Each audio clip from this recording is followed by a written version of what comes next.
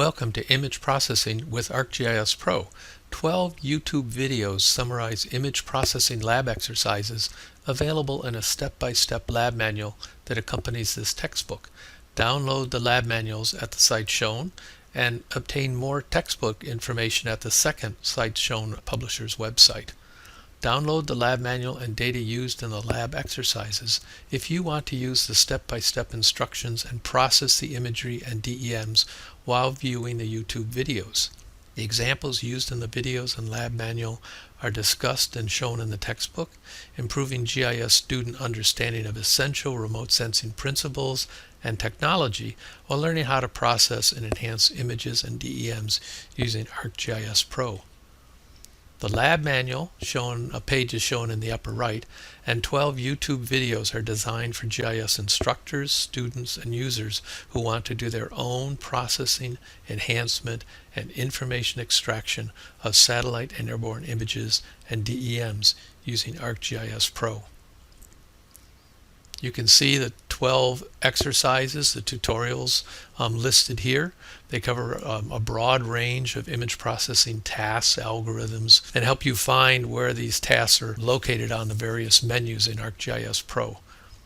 The lab exercises require ArcGIS Spatial Analyst extension.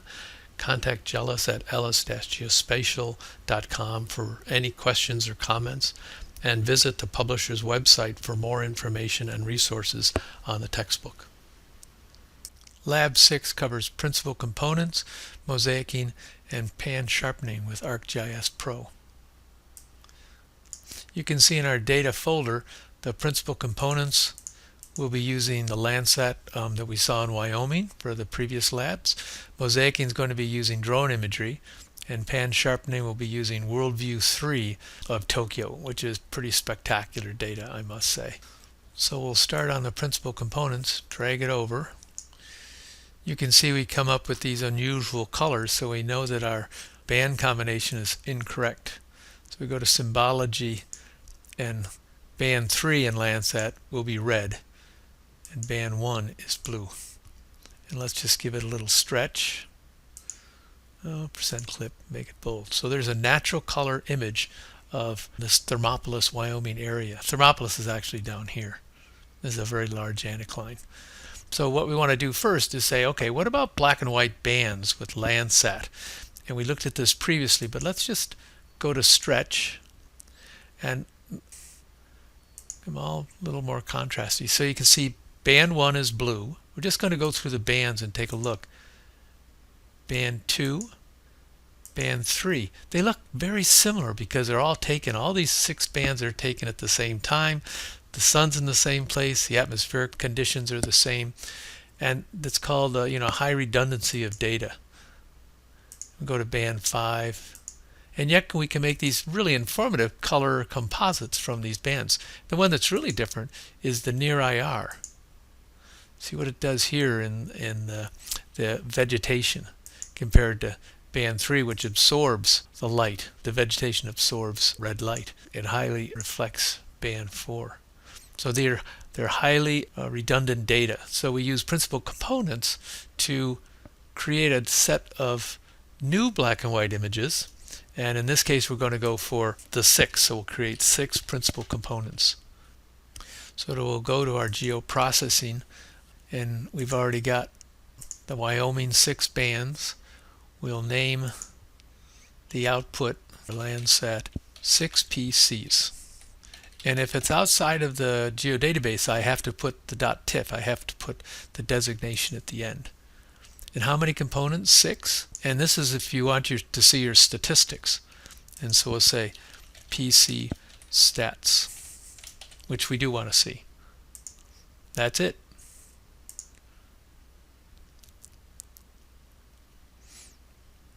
And it's completed, and we end up with this 32-bit image.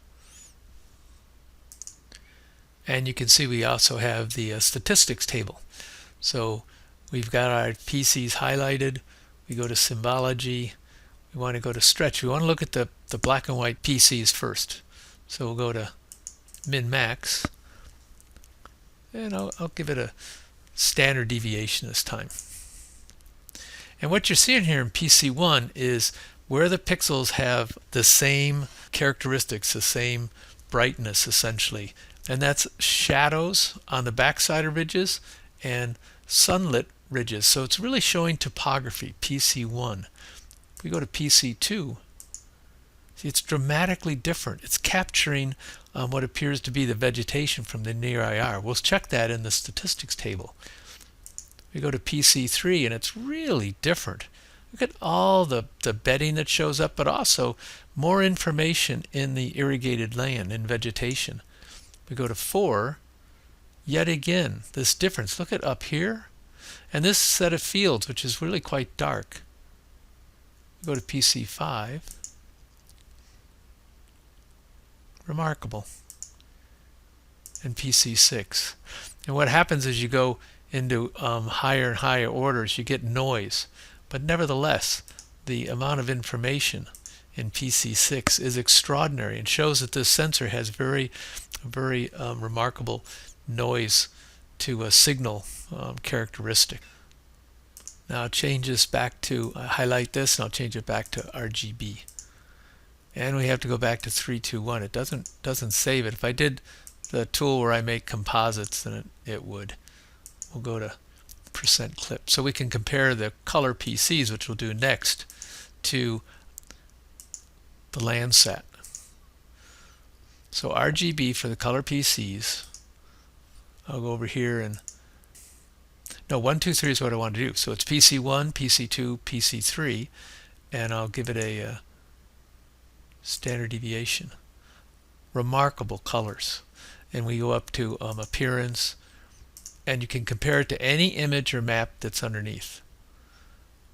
So you can see that you're coming up with more information, different kinds of information. It's scene specific. So if you take this same Landsat scene on a different day with the sun at a different angle and the vegetation at different stages of growth or phenology, you'll end up with different principal components, the grayscales.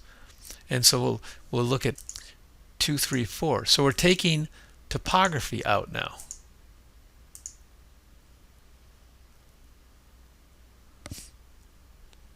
And I think anyone would say this is amazing. You've really brought out a lot of new information that's not apparent. So when you go to Google Earth and all these online services, you typically get color infrared and natural color. But if you took the time to do your own image processing, you can come up with a lot more information. So we've got 2, 3, 4. We'll go up with 4, 5, 6. And remember how little information or how fuzzy 6 was, but it doesn't matter. We still come up with a tremendous amount of variance in this image. Now remember, I've got my swipe tool on, so I have to touch C to move around. But you can see this particular field where we had very high NDVI is a little different than the other ones. Maybe it's a different crop, or it's just got a lot more water in it, and the vegetation is a lot more vigorous. And now we'll look at the stats table. You right click on it, you say open, and a lot of times you don't see the entire table. So I already had opened this, and a lot of times you have to move this slider. It comes up typically like that, and you have to move the slider over to see the whole table. And you get a covariance matrix, a correlation matrix, which has value. But what I find most interesting is this eigenvectors table. And remember, across the top are the PCs, like PC1, PC2, PC3, 4, 5. And then down here are the bands. So remember, we saw PC2 looked a lot like the NIR-IR. And that's what this 0.95 means. It's highly correlated to band 4. And you can go around and see the colors, or the grayscales are flipped when they're minus. So if you have a very large minus, it means PC5 is a negative as far as polarity of grayscale to band 6, but positive to band 5. And if we keep going down, This table is what you typically see with PCs. It shows the percent of variance in each PC. So PC1 has 82% of all the variance in the whole data set. That deals with topography, those slopes that face the sun, those slopes that face away from the sun that are in the shadows.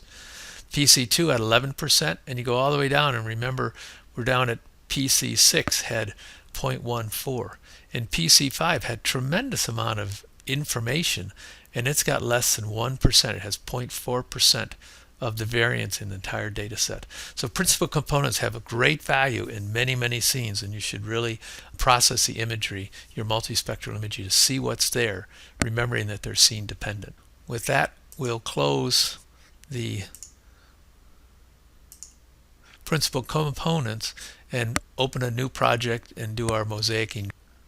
Now we're going to move on to mosaicing. We have two georeference or orthorectified drone images that will mosaic into one image. And so we're over here in our catalog with Mosaicing drone. The metadata, notice it shows the XMLs, but actually there's more metadata in here from the USGS. Our two drone images that we're going to work with, and then we have a clip where we're going to clip out some extraneous parts in our mosaic. So to look at the mosaic or the metadata first, it's a PDF, so it doesn't show up in catalog. So you must look at the whatever you download. You have to look at it in Microsoft directory or your Apple directory, whatever you've got. But this shows where it was taken, the size of each image, the compressed size, and coordinates. And then for this exercise, in order to make the scene smaller, I resampled the pixels from 3.3 to 13.5 centimeters. The data is too large for downloading all that, just for an exercise. Now we'll drag the two images into our view, and I'll put the 770, I want to move it on top. You can see the image here, little distortion, it seems down in this area, and the image here. So I'm putting the 770 on top. We want to look at imagery, information, and pan around. And you can see the colors that are picked up. Let's go out to these black wedges, and they're all 0. And we don't want black wedges in our mosaic. So if I didn't take these out, I'd end up with a black line through our mosaic. So we've got to remove the zeros when we mosaic. Now let's go to the geoprocessing tool and type in mosaic, which I already did. And we don't want the first one, which merges into an existing data set. We want to make a new raster image. So our input's the 770 and the 260. Our output location will be the Lab 6 mosaic. The name with the extension, let's call it drone mosaic 1.tif. Spatial reference, it's what the two scenes, the coordinate system they came into. 8-bit unsigned, it's 3 bands. Keep these the same. We'll look at environments, and we can go through and see ignore value. Let's try putting a 0 in here. 0. Now notice both of these images are in rectangles, but they have been orthorectified, and that's why they're tilted, because the drone, when it's flying, it's getting buffeted by the wind and everything, and so it can be a little off nadir, not looking straight down. So these have actually been corrected. So we're all set. Let's run it and turn off these two below, and there's our mosaic. You don't see the seam anymore. It did a really good job. Remember, we got rid of the zeros here, but we've got this splice on the side that I want to get rid of. And so what I would do is I'd go up to like a process, and I'd build a clip. I've already built a clip. I go to my catalog, and here's my clip. These two are for the 10.2, a desktop. We're the pro, so we'll drive this one over. That's our clip. Now we're going to clip out our mosaic so we get rid of this annoying little overlap there. So we go back to our geoprocessing, and this time, see, as long as you know the name, you're set. Clip layer, clip raster. See, once again, you have to look for the raster side of it. Input raster will be our drone mosaic. The output extent will be our little polygon. Use input features. I don't know if I need to click that. Output raster dataset. So let's have a go in the geo database. When you do that, you don't need to put the extension in. We're all set, I think. We'll look at environments. I don't think there's anything to do here. That's if you want to tweak it a bit. So we'll go back to parameters, say run, and there it is.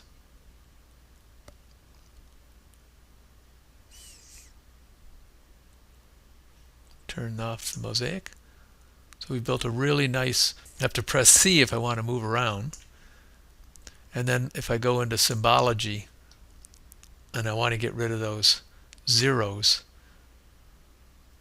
display the background value is 0. See, no color.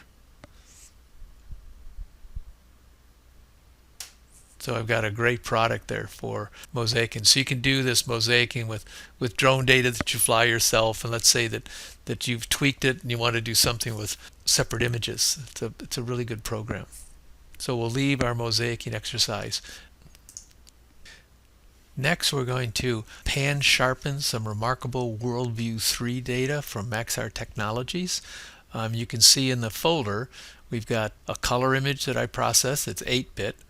30 centimeter from outer space, 30 centimeter pixels, panchromatic, it's 11-bit, and the multispectral is 4-band, 120 centimeter pixels, 11-bit again. That means the data is delivered to us with 2,048 levels of gray, whereas our Landsat had 256. It was 8-bit.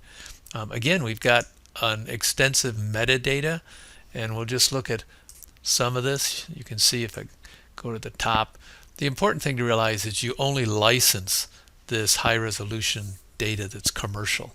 You don't own it, you can't resell it, and so Maxar Technologies, previously Digital Globe, was very kind to let this data be used in the textbook. And you can see it's got a shapefile that shows where the outline of the original data is located. And as we come down, you can see that multispectral, panchromatic, that there's more than one large image in this data set, and they are very large. And it's collected in 16-bit, and we actually end up with 11-bit data. You can see the JPEGs that show the entire scene that was collected with Worldview 3 over here on the right side. I'll open it up in one of the viewers. We're going to be our scene comes from this little area here. It's a baseball stadium and tennis courts. And the panchromatic looks like this. So they're just enormous data sets, a lot of remarkable data in them. And we're going to merge this black and white into the color and sharpen the color in our pan-sharpening exercise. So we'll close this folder. We're going to drag all 3 of the images over into our view, and we'll put the pan on the bottom, the multispectral below that, and then you'll be able to see color. So this is a color image showing baseball stadium 3-band. So we'll zoom in, we'll set our scale at 1 to 1,000. And what that means is that 1 inch on your view equals 1,000 inches on the field, and that's equivalent to 83 feet or 25 meters on the ground. So it's 1 to 1,000. So this is what you can see. These are very large towers that are coming off, more towers that are coming up from for the lights. A little fuzzy, but still a remarkable amount of information in the multispectral. This is color image. So I'll uncheck that layer. I've got my 11-bit, which once again I have to over to symbology, give it a stretch. These colors don't look right, so it's like the Landsat. I think we should go back and change our options. So this is the natural color 4-banded, and because it has 4 bands, this is the VNIR-SWIR.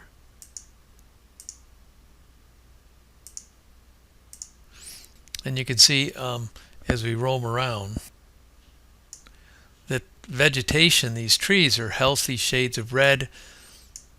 This diamond over here isn't irrigated, but our field has a weird color, and that means it's artificial turf.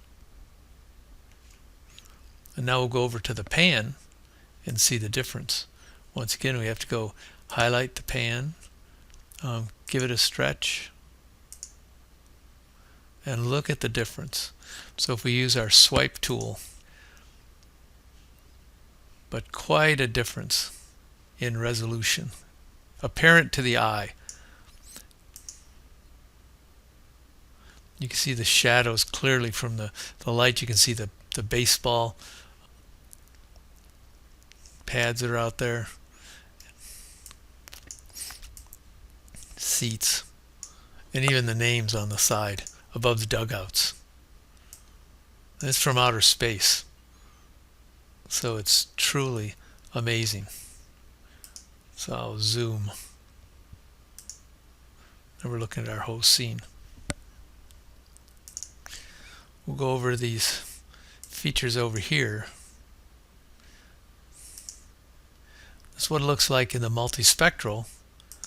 That's what it looks like in the pan. So this is in the textbook. I'm not going to give any answers out because there's a lot of questions about what are we seeing here on the court. What are these coming off from those white objects? So I think I should zoom out to layer.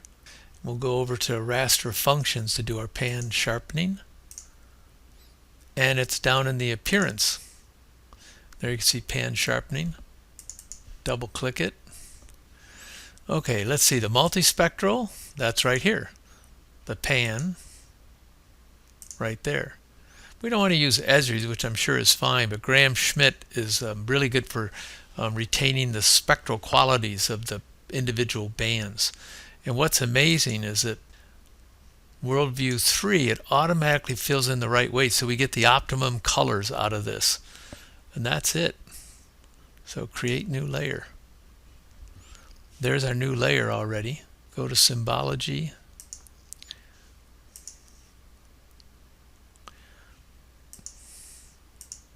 Three, two, one. I'll turn off the pan. You can see what an exceptional job it's done with comparing the original pan and how it's enhanced the colors with our multispectral. So pan sharpening is a really good tool to improve your ability to interpret in color what's on the scene. And so we'll close this Lab 6 with that.